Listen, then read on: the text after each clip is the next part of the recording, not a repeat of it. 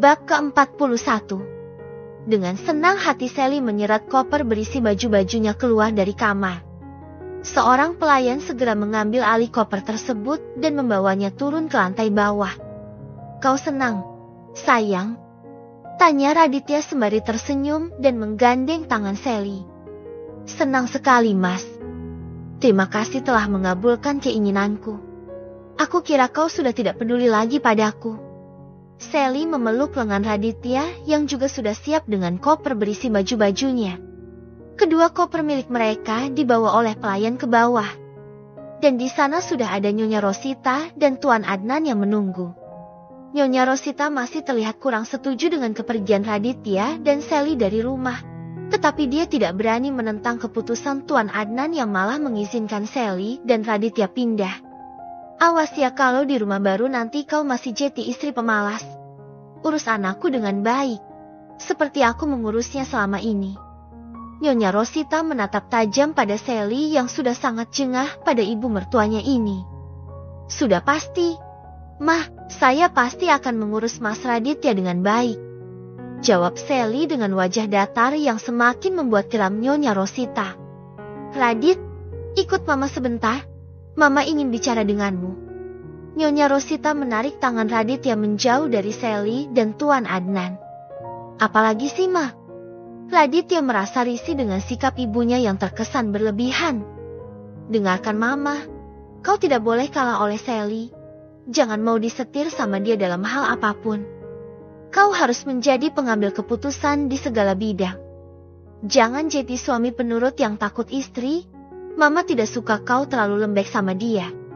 Ekor mata Nyonya Rosita melirik ke arah Sally yang terpaku. Raditya menghela napasnya. Nyonya Rosita memang tidak berubah. Dari dulu nasihatnya sudah seperti itu. Tapi saat dengan Kemala dulu ia selalu menuruti apa kata ibunya. Dan sekarang saat bersama Sally, Raditya sedikit berubah dan berusaha membelah Sally. "Ma, aku pikir rumah tangga itu bukan sebuah perlombaan yang harus menentukan siapa yang menang dan siapa yang kalah. Sebagai suami istri sudah seharusnya saling mendukung dan menghargai. Sika, lakukan saja apa yang Mama perintahkan. Percayalah ini sangat baik untukmu sebagai suami. Mama hanya ingin kau hidup bahagia tanpa harus direpotkan dengan renyekan istri seperti dia. Pokoknya kau harus bisa tegas kepadanya." Nyonya Rosita tidak mau mendengar alasan Raditya. Raditya memutar bola matanya.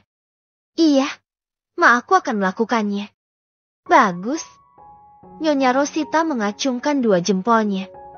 Sally terpukau melihat rumah yang diberikan untuk mereka dari Tuan Adnan. Walaupun tidak seluas dan semegah rumah utama mereka, tetapi rumah ini terbilang bagus dan pastinya mempunyai nilai jual tinggi.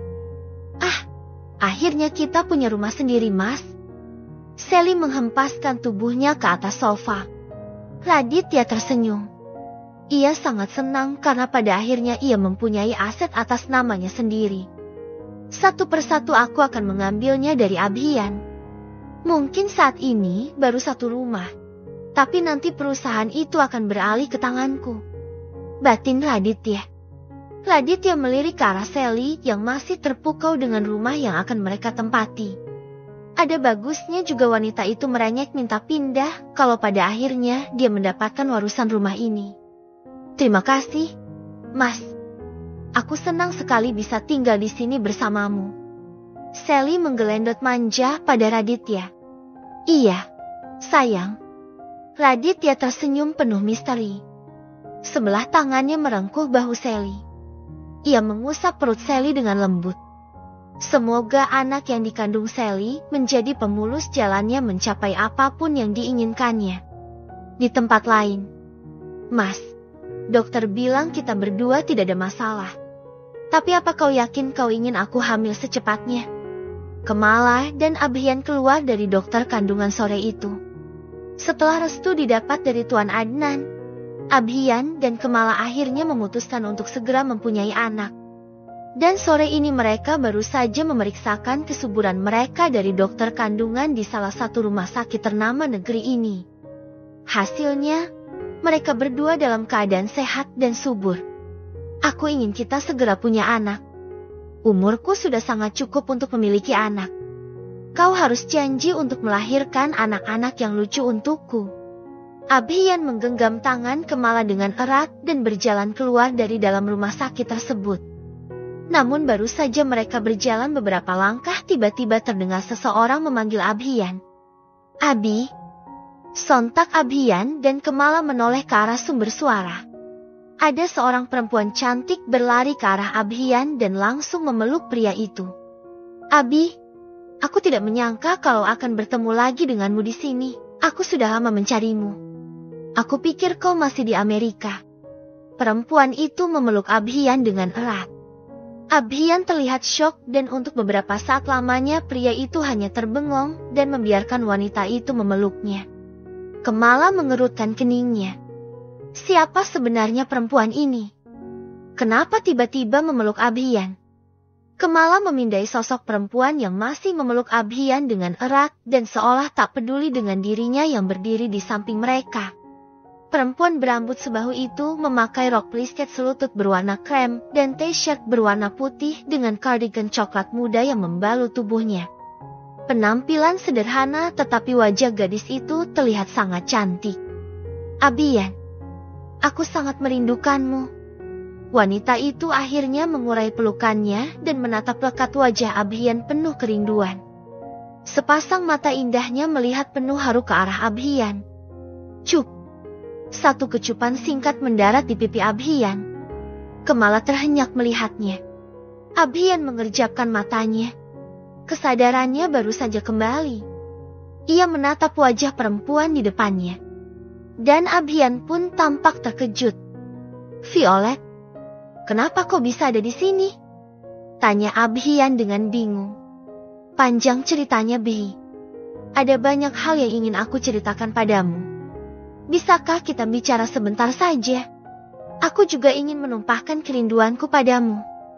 Aku yakin kau juga pasti sangat merindukanku, kan? Wanita bernama Violet itu pun terlihat begitu percaya diri. Wajah cantik dengan tatapan sendu terlihat begitu mendominasi. Untuk sesaat lamanya Abhiyan bagi terhipnotis dan menatap wajah cantik itu tanpa berkedip. Melihat hal itu wajah Kamala pun berubah muram. Ia kesal dan cemburu karena perempuan bernama Violet itu seperti tidak menghargai keberadaannya di sana. Dan Abhiyan pun seolah lupa jika ia ada di sana. Ditambah dengan Abhiyan yang sepertinya sangat terpesona dengan perempuan itu. Membuat api cemburu di dada Kamala semakin berkobar. Rasanya sungguh tidak nyaman. Ingin marah dan mencakar perempuan itu. Mas Abi, aku pergi duluan. Kamala melangkahkan kakinya lebih dulu dengan tergesa. Raut wajah kesalnya tak bisa lagi ia tutupi membuat Abhiyan terkejut. Siapa dia, Bi? Violet menoleh ke arah Kamala yang sudah pergi menuju keluar rumah sakit. Laku pandangannya kembali pada wajah Abhiyan. Tetapi perhatian Abhiyan justru tertuju pada Kamala yang tampak marah. Bi, bisa kita bicara sebentar? Violet kembali bicara. Maafkan aku, Violet. Aku tidak bisa bicara denganmu. Aku pergi dulu. Abhiyan tidak mengindahkan panggilan Violet. Violet menatap kecewa pada Abhiyan yang mengabaikan. Padahal mereka sudah lama sekali tidak berjumpa. Abhiyan. Violet mencoba memanggil Abhiyan dengan rasa kecewa di dadanya. Tetapi Abhiyan seolah tak mendengar panggilannya. Pria itu berlari menyusul langkah Kamala yang menuju jalan raya. Sayang, kau mau kemana? Abhiyan segera menangkap tangan Kamala dan menariknya. Untuk apa menyusulku? Mas, lanjutkan saja obrolanmu dengan wanita itu. Ucap Kamala dengan ketus. Sayang, jangan salah sangka dulu. Abhiyan mencoba menenangkan Kamala. Ayo kita bicara dulu. Abhiyan membujuk Kamala dengan lembut dan membawanya untuk masuk ke dalam mobil. Kamala tidak mengatakan apapun tetapi wajahnya masih tetap muram. Kini Abhiyan dan Kamala sudah berada di dalam mobil. Sementara itu Violet menatap nanar kepergian Abhiyan menyusul Kamala. Jangan marah, sayang. Abhian meraih tangan Kamala dan menciumnya dengan lembut. Siapa yang marah? Aku tidak marah kok. Kamala berpaling ke arah luar jendela, menyembunyikan perasaan yang sebenarnya. Mobil Abhian sudah meluncur meninggalkan area rumah sakit, tapi tidak ada kata-kata yang keluar dari mulut mereka berdua. Kamala masih betah berdiam diri, sedangkan Abhian sepertinya tengah mengumpulkan keberanian dan juga menyusun kata-katanya untuk menjelaskan siapa sebenarnya sosok Violet kepada istrinya itu. Mengenai sosok perempuan tadi, apakah kau tidak ingin mengetahui tentangnya? Abhian mencoba memancing keingintahuan Kamala. Dalam hati Kamala merasa jengkel karena dia berharap Abhian menceritakannya tanpa harus dia yang meminta terlebih dahulu agar menceritakan siapa sosok perempuan bernama Violet tersebut. Baiklah, aku akan menceritakan siapa sebenarnya Violet. Akhirnya Abhian mengerti dengan isi hati Kamala. Kamala mulai menajamkan kupingnya untuk mendengarkan cerita Abhian. Violet adalah mantan kekasihku sewaktu di Amerika. Tetapi aku dan dia sudah putus setahun yang lalu.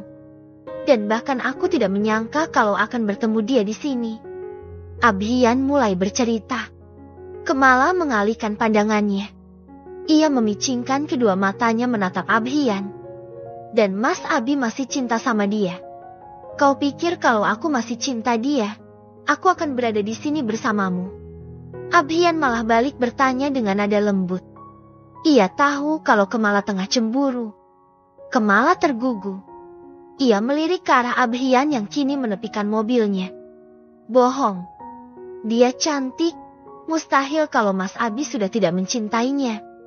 Kamala menatap tidak percaya. Istriku lebih cantik. Abhian tersenyum menggoda. Tidak usah senyum-senyum begitu deh, Mas. Aku tidak akan tergoda. Aku lihat sendiri kok tadi Mas Abi diam saja pas Violet peluk Mas Abi. Kamala mengerucutkan bibirnya. Itu karena aku terkejut karena tiba-tiba ada perempuan yang memelukku. Abhian membelah diri. Bohong. Kamala mengerucutkan bibirnya dan melipat kedua tangan di depan dada. Abhian menahan tawa melihat gaya cemburu istri cantiknya itu. Aku baru tahu kalau istriku sedang cemburu seperti ini gayanya. Kau boleh merajuk apapun asal jangan pernah berpikir untuk pergi dari rumah seperti dulu. Karena aku tidak akan pernah mengizinkanmu untuk pergi dari sisiku selamanya. Abhian menghadap ke arah Kamala dan menatap wajah istrinya dengan tatapan yang menggoda. Jangan menatapku seperti itu. Kamala tak kuat menghadapi pesona Abhian yang membuatnya meleleh. Tangannya mendorong wajah Abhian agar tidak menatapnya terus-menerus. Tetapi Abhian malah tersenyum dan kembali menatap wajah istrinya. Ih, sudah ku bilang jangan menatapku seperti itu. Kamala yang shouting sendiri menutup wajah dengan kedua tangannya. Aku punya dua mata dan kau tidak boleh melarangku untuk menatap wajah istriku sendiri. Abhian perlahan melepas tangan Kamala agar tidak menutup mukanya lagi. Aku juga punya dua tangan yang bebas menutup mukaku sendiri. Kamala tidak mau kalah. Dan aku juga punya bibir yang bisa bebas mencium bibir istriku sendiri. Abhian dengan cepat menyambar bibir Kamala tanpa memberi kesempatan pada wanita itu untuk menghindar. Kamala hanya bisa membelalakan kedua matanya. Lumatan lembut bibir Abhian membuatnya benar-benar terbuai. Ia mendadak lupa pada gadis bernama Violet yang tadi sempat membuatnya cemburu. Cukup lama mereka saling berpagutan. Kamala pun membalas pagutan bibir Abhian dengan tak kalah lembut. Hingga pada akhirnya lelaki itu melepaskan tautan bibirnya secara perlahan. Masih marah? Tanyanya dengan lembut. Tatapan sayunya membuat jantung Kamala berdebar. Tidak tahu. Kamala terlihat bingung dengan perasaannya sendiri. Mendengar jawaban Kamala, Abhian kembali mencium bibir perempuan itu sekali lagi. Kamala kembali terkejut namun ia tidak menolak apa yang dilakukan Abhian padanya karena sepertinya Kamala pun sangat menikmatinya. Abhian kembali melepaskan bibir Kamala dan menatap wajah merona perempuan itu. Apa masih marah? Abhian mengulangi lagi pertanyaannya. Apa kalau aku masih marah Mas Abi akan menciumku lagi? Ya, Aku akan terus menciummu hingga kau tidak marah lagi. Mas Abi gila. Kemala berdecak kesal. Gila kanamu Kemala. Kau harus bertanggung jawab. Kenapa aku yang harus tanggung jawab? Karena kau istriku yang telah membuatku seperti ini. Abhian menjawab dengan gayanya yang menawan. Bukankah Violet lebih menggoda? Kemala lagi-lagi menyindir Abhian. Ses. Abhian menempelkan jari telunjuknya di depan bibir Kemala. Kemala terpaku. Ia menatap tajam pada Abhian yang juga tengah menatapnya juga. Jangan sebut nama dia lagi. Aku sudah lama menghapusnya dari hatiku. Sekarang hanya ada nama Kemala di hatiku. Kaulah pemilik hati ini. Tak ada yang lain. Percayalah padaku. Sayang. Abhian mengeluarkan jurus rayuan mautnya. Mas Abi, kau tidak bohong kan? Kemala berkaca-kaca mendengar kata-kata Abhian. Untuk apa aku berbohong? Aku dan Violet adalah masa lalu, sedangkan kau adalah masa sekarang dan masa depanku. I love you, sayang. Abhian menarik tengkuk Kemala dan mencium keningnya dengan lembut. Janji ya mas, jangan tinggalin aku. Kemala masih tampak khawatir. Sebentar lagi kau akan mengandung anakku, jadi mana mungkin aku meninggalkan istri dan anakku. Abhian memeluk tubuh Kemala dan berusaha meyakinkannya. Kemala tersenyum mendengar janji manis Abhian. Ia sudah tidak sabar untuk segera mengandung anak dari suami tampannya itu. Kruyu ikik. Tiba-tiba perut Kemala berbunyi membuat wanita itu kembali tersipu. Sepertinya rasa cemburu telah membuat perutmu kelaparan. Kalau begitu, kita cari makan dulu biar istri cantikku ini tidak kelaparan lagi. Abhian malah menggoda Kemala dan menahan tawanya. Mas Abe hai. Bersambung.